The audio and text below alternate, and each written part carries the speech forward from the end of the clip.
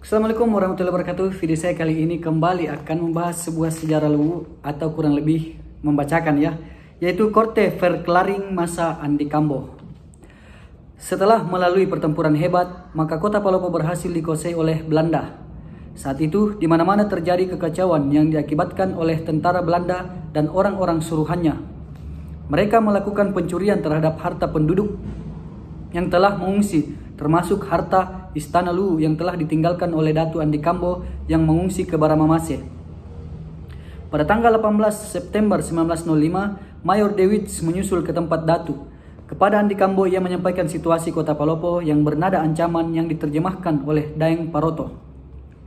Karena prihatin mendengar keadaan kota Palopo dan rakyatnya, dan setelah melalui pertimbangan yang matang, maka pada malam harinya, tanggal 18 September 1905, Andi Kambo bersedia meninggalkan Baramamase menuju kota Palopo. Namun sebelum meninggalkan Baramamase, Andi Kambo dan Opu Nenena kedua memberikan isyarat kepada Opu Makole Baibunta agar terus melanjutkan perlawanan. Datu juga berharap kiranya Asea Jingenna Luwu atau kerabat Luwu, maksudnya raja-raja di bawah kedatuan Luwu di tanah Toraja juga berusaha menghambat penguasaan Belanda. Melalui Opu Makole Baibunta dan kepala wilayah Rongkong, Datu memberikan harapan kepada Nek Baso, nama aslinya Pongtiku, di Pangalla untuk terus melakukan perlawanan. Tokoh pejuang Pantilang yakni Pong Simpin juga diharapkan agar tidak cepat menyerahkan diri. Pong Simpin diharapkan dapat menggerakkan rakyat Pantilang, wilayah pegunungan berbatasan dengan daerah Enrekang, untuk terus melakukan perlawanan. Tanah Toraja dan Pantilang memang sejak dulu merupakan penghasil kopi yang diincar oleh Belanda. Setelah meninggalkan Baramamase, atas desakan Belanda pula, saat lewat tengah malam, telah masuk tanggal 19 September 1905, Datu akhirnya menandatangani Korte Verklaring, perjanjian pendek.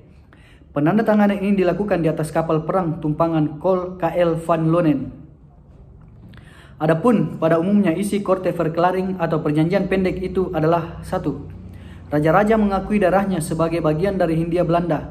2. Raja-raja berjanji tidak akan berhubungan dengan pemerintah lain. 3. Raja-raja mengaku tunduk kepada pemerintah Belanda.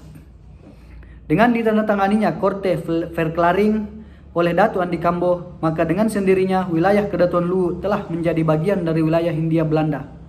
Dalam penandatanganan ini ternyata wilayah Poso juga dimasukkan. Sejak itulah Poso lepas dari wilayah Luwu. Walau demikian, dengan menyerahnya Andi Kambo kepada Belanda dengan menandatangani Korte Verklaring, bukanlah berarti bahwa seluruh Kedatuan Luwu telah dikuasai oleh pemerintah Belanda. Tersiarnya kabar tentang menyerahnya Datu Luwu dan ditandatanganinya Korte Verklaring serta gugurnya Andi Tadda tidaklah menyurutkan perlawanan yang terjadi di berbagai wilayah Kedatuan Luwu. Salah satunya yakni perlawanan yang dilakukan oleh rakyat Baibunta di bawah pimpinan Opu Topawenei Makole Baibunta. Tantangan ini merupakan reaksi penolakan terhadap masuknya Belanda sebagai penguasa asing di Kedatuan Luwu. Memang setelah VOC dibubarkan pada tahun 1799 dan menjelma menjadi pemerintah Hindia Belanda pada tahun 1880, pada abad itu juga semua daerah di Indonesia yang telah dikuasai oleh Belanda dibuatkan perjanjian pendek antara Belanda dengan kerajaan-kerajaan di Indonesia yang juga dikenal dengan nama Korte Verklaring. Adapun tujuan utama dari Korte Verklaring ini adalah untuk mengukuhkan kekuasaan Belanda terhadap berbagai aspek kehidupan masyarakat Indonesia. Korte Verklaring inilah yang telah mengikat seerat-erat lebih daripada 360 kerajaan-kerajaan di Indonesia, termasuk Kedatuan Luwu.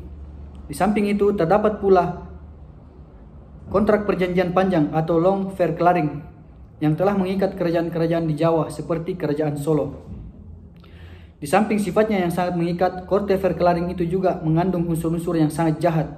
Di balik semua itu, isinya mempunyai maksud untuk memecah belah raja-raja dan memperbudak bangsa Indonesia selama-lamanya. Dan semua kontrak-kontrak kerja itu harus ditandatangani oleh raja-raja. Di antara isi yang penting dari perjanjian tersebut yakni pengangkatan dan penggantian raja berada di tangan pemerintah Belanda. Inilah yang terjadi pada saat pengangkatan Andi Jemma sebagai Datu menggantikan ibundanya sendiri yakni Andi Kambo Opu Daeng Risompa yang telah mangkat pada tahun 1935. Andi Kambo adalah Datu Luwu yang telah menandatangani Korte Verklaring. Ya, demikianlah Korte Verklaring di masa Datu Andi Kambo, di mana seperti dijelaskan dalam buku ini bahwa pada saat itu Datu Andi Kambo menyerah kepada Belanda dengan menandatangani Korte Verklaring. Tapi tidak semerta-merta bahwa Kedatuan Luwu itu kalah.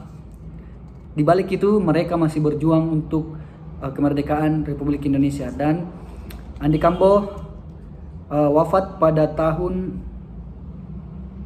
ini, telah mangkat pada tahun 1935, oke? Dan digantikan oleh anaknya, yaitu Andi Jema, ya, sebagai sebagai Datu Luwu yang baru menggantikan Datu Andi Kambo. Ya, semoga dengan adanya penjelasan ini atau pembacaan ini, semoga bisa menjadi wawasan baru untuk kita semua dalam sejarah Luwu. Terima kasih. Assalamualaikum warahmatullahi wabarakatuh.